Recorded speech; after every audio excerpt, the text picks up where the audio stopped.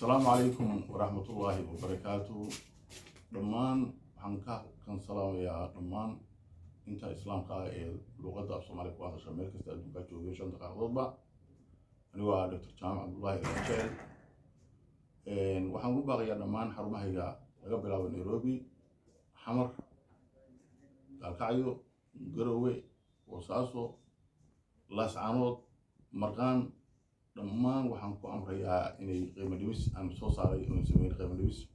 shaqaaluhu inay u dhufriyaan dadka maadaama daawadii tayadeedii la ogaaday oo dadku barnaamijka YouTube iyo Dr. Jaamac ay kala socdaan barnaamijka way ku qanacsan yihiin waxaanu ilaahayna siiyo aan soo saarnay waxaan قيمة نبيس أنا قلت هالقلب بشهر رمضان أيام سميني وأنا فل إلهي وحن كل واحد كان بقى كيسس بدن أو الوقت جه هذا عن الميديا كشيء أنا هين إلهي نقولي إن بدن خميدة لكن هذا لوجر إن الميديا هذا الله وحن كل واحد كان بقى وجه الدنيا اللي هذا أفكار سومالي كواه شمال كستاجوجين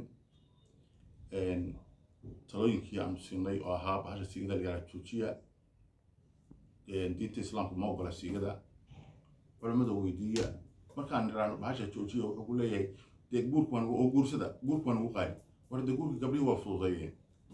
meesha weydeen ma joogaane gacanta ka xishooday qoordha iyo xerada ka jab ma maqli jireen waa nin soo sigeystay oo gacantiisa halkaa xaas ka dhigtay waxaan u baaqayaa maadaama aan islaam nahay inay joojiyaan bahasha siigada la yiraahdo wassalaamu calaykum waraxmatullaahi wabarakaatu maanta waxaan joogaa Gaalkacyo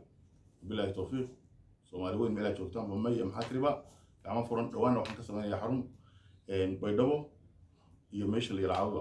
aad baan isalaamay wa salaamu calaykum waraxmatullaahi wabarakaatu maanta waxaan joogaa Gaalkacyo oo bilaahi tawfiiq wada shaqeyn